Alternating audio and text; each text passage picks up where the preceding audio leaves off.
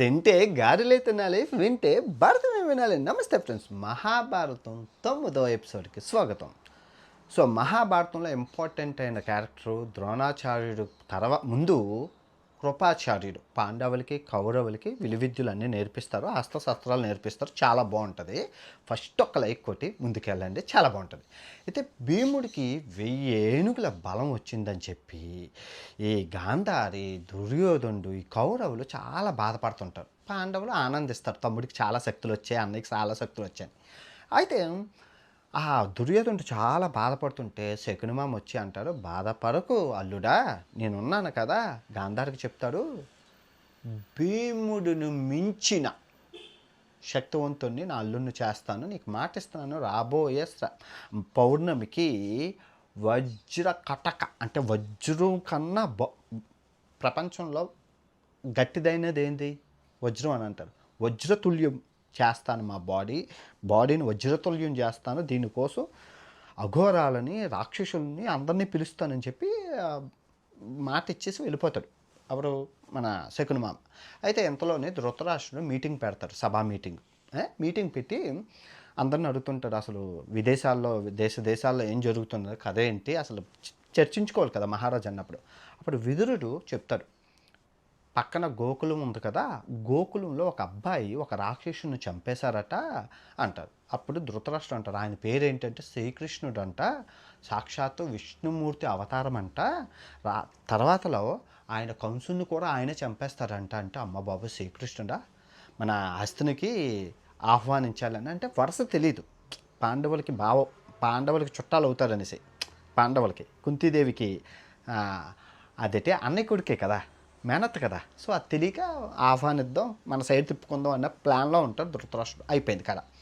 అయితే ఇప్పుడు ఏమున్నా పిల్లలంతా ఏం చేస్తారు, ఎంత గొడవ పైన మళ్ళీ వెళ్ళి ఆడుకుంటారు. మళ్ళీ పాండవులు కౌరవులు ఆడుకోడు, కోతుకొమ్మచాట, తొక్కుడు బిల్లాట, కబడ్డీలు, ఎంత గొడవలైనా పిల్లలు మర్చిపోతారు. అవన్నీ వాళ్ళకి మతిమూర్పు ఉంటుంది, ఆడుకుంటారు. ఇద్దరు పాండవులు కౌరవులు ఆడుకుంటారు, కొట్టుకుంటారు, తిట్టుకుంటారు. ఇదే గోల. ఈ భీష్ముడికి పిచ్చెక్కిపోతుంటుంది, రోజు పంచాయతీ, పిల్లల పంచాయతీ వినలాక నాయన తలనొప్పి వచ్చేస్తుందిరా బాబో. 105 మంది ఇదేం గోల, కోతుల్లా కొట్టుకుంటున్నారు. అప్పుడు విదురుడు వచ్చి అంటారు, మీరు చూడండి, ఈ పిల్లల్ని ఇలాగే వదిలేస్తే రోజు అల్లరి చేస్తారు, వాళ్ళకి మనం ధనుర్వేదం ఇవన్నీ నేర్పిస్తే బాగుంటుంది కదా. అంటే ఎంతమంది పిల్లలకి క్రమశిక్షణగా నేర్పించేవాడు ఎవడుంటాడు ఈ రోజుల్లో అంటే, లేకపోతే మీ స్నేహితుడు మీ అన్నగారైన కృపాచార్యుల వారు ఉన్నారు కదా అంటారు. అవును, కృపాచార్యుల వారు ఉన్నారు కదా అని చెప్పి ఈ కృపాచార్య క్యారెక్టర్ చాలా బాగుంటుంది, చాలా ఇంట్రెస్టింగ్. ఇక్కడి నుంచి జాగ్రత్త వినండి. ఈ కృపాచార్య వాళ్ళు ఎవరంటే, గౌతమ మహామునికి పూర్వం చాలా ఫస్ట్ వీడియోకి వెళ్ళిపోండి మీరు. పూర్వం గౌతమ మహామునికి శరత్వంతుడు అనే కొడుకు పుడతారు. ఆయన పుట్టేటప్పుడే బాణము ఇవన్నిటితో పుడతారు, బాణాలతో. అయితే ఆ బాణాలు వాటితో పుట్టడం వల్ల ఆయనకి ధనుర్వేదం మీద చాలా ఇంట్రెస్ట్ ఉంటుంది. పుట్టింది బ్రాహ్మణుడు అయినప్పుడు ఏం నేర్చుకోవాలి? వేదాలు నేర్చుకోవాలి. కానీ ఈయన వేదాలు నేర్చుకోకుండా ఈ ధనుర్వేదాన్ని బాగా అభ్యసిస్తారు. అంటే బాణాలు ఎలా వేయాలి, శస్త్రాలు, అస్త్రాలు ఇవన్నిటి మీద. ఇప్పుడు ధనుర్వేదం అంటే ఏంటి మీకు చెప్తాను, జాగ్రత్తగా ఉండండి. మనకి 4 ఉపవేదాలు ఉన్నాయి. ఈ 4 ఉపవేదాలు ఆ రోజుల్లో అందరికీ వచ్చి ఉండాలి, అంటే కొందరికి. ఓకే, ఫస్ట్ ఆయుర్వేదం ప్రతి ఒక్కరికి మ్యాండటరీ. ఆ రోజుల్లో మెడికల్ షాపులు లేవు, ఎంబీబీఎస్ డాక్టర్లు లేరు, ఎవరూ లేరు. అడవిలోకి వెళ్ళినా ఎక్కడికి వెళ్ళినా ఆకులు పసర్లు ఉండేవి కాబట్టి ఆకు వేసుకొని నేర్పించేది, ఆకు మందులు, నాటు వైద్యం నేర్పించేది ఆయుర్వేదం. ఓకే, తర్వాత ధనుర్వేదం ఎక్కువగా క్షత్రియులు, తర్వాత వీళ్ళు నేర్చుకునేవారు ధనుర్వేదం. ఏ బాణం ఎలా వేయాలి, ఏ వెపన్ ఎలా వాడాలి, ఏంటి ధనుర్వేదంలో అంతా ఉంటుంది. మొత్తం యుద్ధ కళలు అన్నీ ఉంటాయి ధనుర్వేదంలోనే. ఆ తర్వాత గంధర్వ వేదం అంటే డ్యాన్సు, మ్యూజిక్. గంధర్వ వేదం ఇది చలికెత్తులు వీళ్ళు నేర్చుకునేవారు. లాస్ట్ స్థాపేత వేదం, ఇది చాలా ఇంపార్టెంట్. ఈ స్థాపేత వేదం అంటే ఆల్సో కాల్డ్ శిల్పకళ. ఆ రోజుల్లో మీకు పెద్ద పెద్ద భవనాలు, పెద్ద పెద్ద గుళ్ళు, పెద్ద పెద్ద గోపురాలు ఉండేవి. శిల్పులు చెక్కి కళలు కట్టేవారు. మీరు అందరూ చూసారు 2000 క్రితం, 3000 క్రితం కోనార్క్ టెంపుల్ ఇవన్నీ ఆ స్థాపేతక వేదంలోకే వస్తాయి. స్థాపేతక వేదం నేను రాస్తాను చూడండి. ఈ 4 చాలా ఇంపార్టెంట్. అందులోందే ఈ ధనుర్వేదం. ఈ ధనుర్వేదం ఈ శరత్వంతుడికి చాలా ఇంట్రెస్ట్. అయితే ఆ ధనుర్వేదం అంతా నేర్చేసుకొని ఇంకేం చేయాలో తెలియక ఘోర తపస్సు చేస్తారు. ఆ తపస్సు చేస్తే ఏమవుతుందంటే ఇంకా ఎక్కడ ప్రపంచంలో ఉన్న అస్త్రాలన్నీ ఆయన చేతిలోకి వచ్చేస్తాయి. అయితే అది చూసిన ఇంద్రుడు భయపడిపోతాడు. ఎందుకంటే పొరపాటున కనుక ఆ తపస్సు సక్సెస్ అయ్యి దేవుళ్ళు వరం వచ్చి అన్నీ ఇస్తే కనుక ఇంకా మనం మొత్తం అన్ని లోకాలని ఏదైనా చెయ్యొచ్చు, ఎందుకులే కర్మ, ముందే మనం నాశనం చేసేద్దామని ఇంద్రుడు వాళ్ళ దగ్గర అప్సరసులు ఉంటారు కదా, ఇంద్రుడి దగ్గర రంభా ఊర్వశి మేనక కాకుండా ఇంకో అమ్మాయి అంత గత్తిని పిలిచి వెళ్ళి శరత్వంతుడు తపస్సుని భగ్నం చెయ్యు, నాశనం చెయ్యి అని చెప్పి ఆజ్ఞేస్తారు. ఆ అమ్మాయి వెళ్ళి శరత్వంతుడు తపస్సు చేసుకున్న ప్లేస్కి వెళ్ళి డ్యాన్స్ వేస్తుంది, కవ్విస్తుంది, నవ్విస్తుంది, అందాలు వైకం అన్నీ చేస్తే అది చూసిన శరత్వంతుడు టెంప్ట్ అయిపోయి తన వీర్యాన్ని వీర్యం వచ్చేస్తుంది.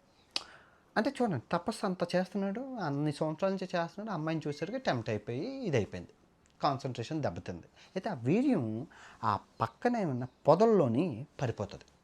ఆ పొదల్లో పడిపోతే ఆ పక్కనే ఉన్న జింక చర్మం, ఆయనకి ఎప్పుడు బాణాలు ఉంటాయి అన్నాను కదా, ఆ ధనుర్వేదం అవన్నీ అక్కడ వదిలేసి స్నానం చేసుకొని మళ్ళీ వేరే ఎక్కడైతే డిస్టర్బ్ అయిపోతుందని వేరే స్థలంకి వెళ్ళి తపస్సు చేసుకుంటారు. అయిపోయింది కదా.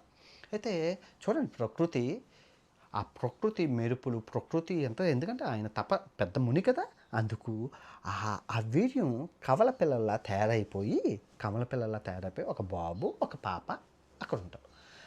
అదే టైంలో సంతనుడు అంటే భీష్ముడు నాన్న. ఆ కాలం ఫస్ట్ వీడియోలో ఉంటుంది కదా, గంగాదేవి హస్బెండు, గంగాదేవి నీటిలో పిల్లలు వేస్తుంది అన్నాను కదా, ఆ సంతనుడు గంగాదేవి పిల్లలన్నీ నీటిలో వేసేస్తుంటే పిల్లలు లేక బాధతో అలాగే అడవిల్లో తిరుగుతూ ఉన్న టైంలోని ఆయనకి పాపు బాబు ఆ సౌండ్ వినబడుతుంది. వెళ్ళి చూస్తే ఇద్దరు కమల పిల్లలు.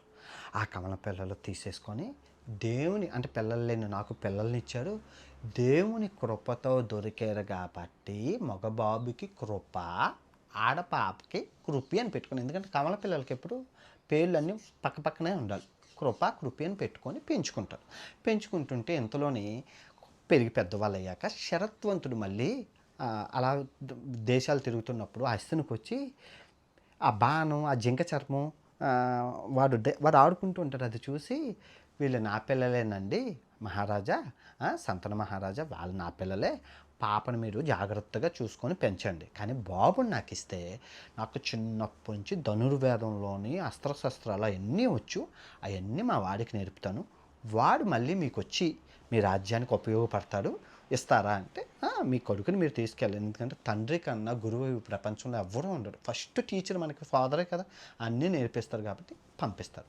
ఈయన అన్నీ నేర్చుకుంటాడు. అన్నీ నేర్చుకొని వస్తే భీష్ముడు వీళ్ళు కలిసి ఆడుకుంటారు, స్నేహితులు వరుస అవుతారు, తర్వాత అన్నదమ్ములు వరుస కూడా అవుతారు, అంటే దత్తత కదా.